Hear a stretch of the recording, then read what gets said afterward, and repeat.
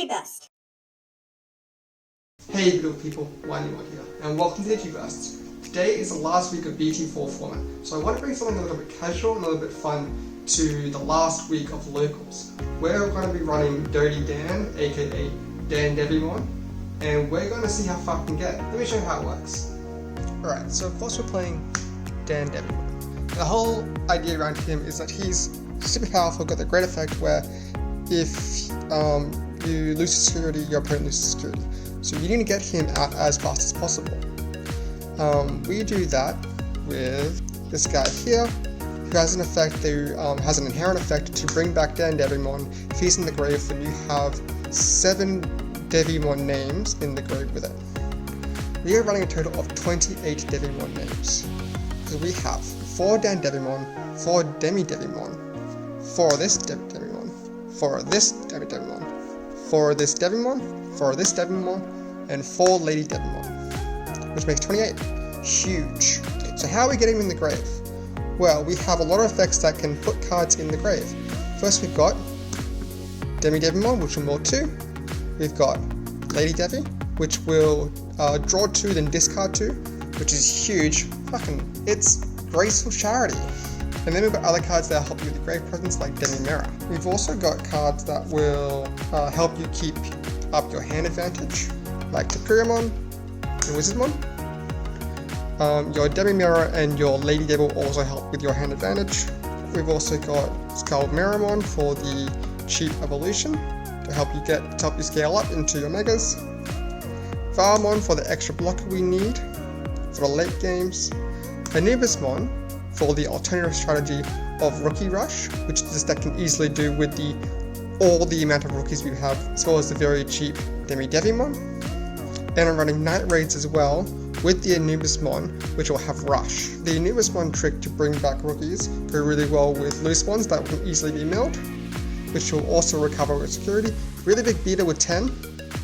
Also, it can be hard played for 5 cost if you've got 10 cards in the bin, which is really good because we're milling and sending so much. Other cards we've got a Mat, Memory Setter to 3, and it can get back a Trump Sword, which we're only going to run of, just for the clutch play, just in case. Right, let's get into the games. This first match was super quick. I go against a black blocker deck. He opens up, evolves his egg, and hard plays an ultimate, giving me 6 memory to start.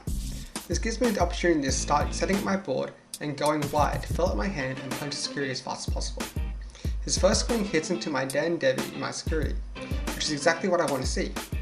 So, we already have a Dan Devi in the trash with a Demi Devi coming out of the raising area that can bring it back as soon as I get more Devi names in the trash. His hard play blocker stops my rookies from hitting security, so I decide to go tall and make Dirty Dan.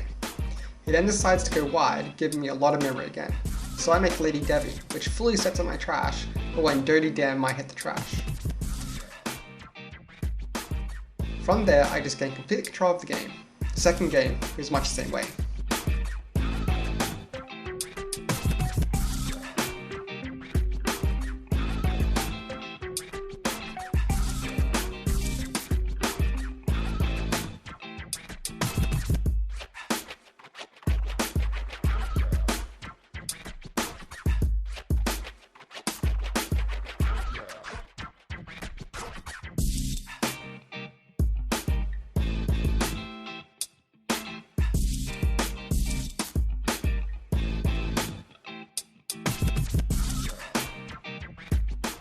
In the next match, I'm going up against Red-Yellow Security Control.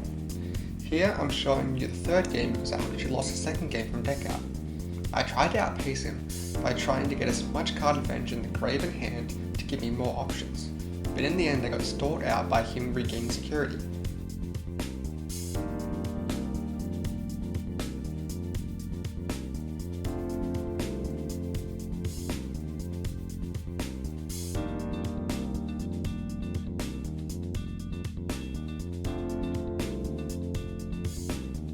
This time I take a different approach. I focus on getting the most effective field presence and memory choking my opponent. This way, it gives me a lot more memory to work with, as he has to out my board with his removal option cards. In the end, I walk away with the W.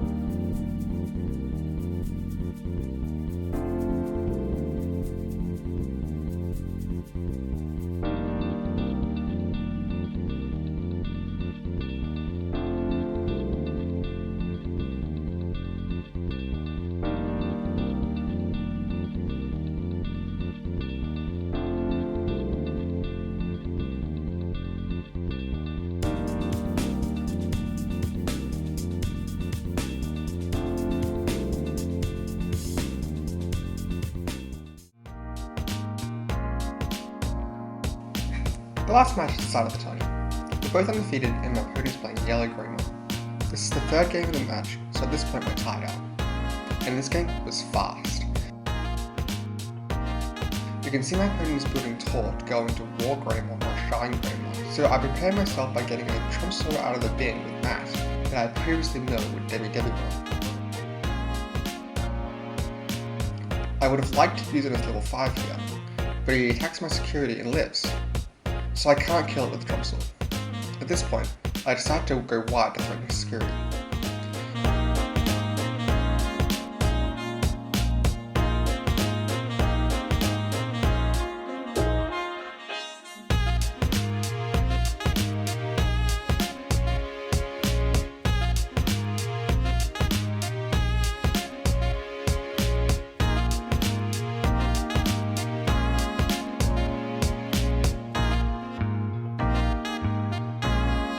Now, this was the wrong move, as he proceeds to waste away 4 security in one turn with 2 more Greymon swings, and then gang with Pitomon.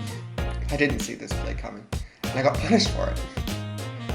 Gotta say though, he's lucky I had no Dan Davis in my security, because it would have shattered that play.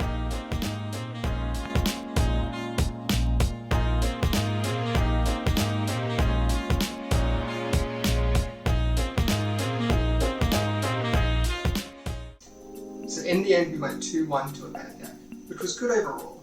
There was some misplays that I did that I think I can improve on, and there's definitely a lot of learning I can do with this deck. Unfortunately though, we will be hanging this deck up because just around the corner is BT5, and oh gosh, it will be huge. I got some exciting ideas floating around for that one, so stay tuned. See you next week.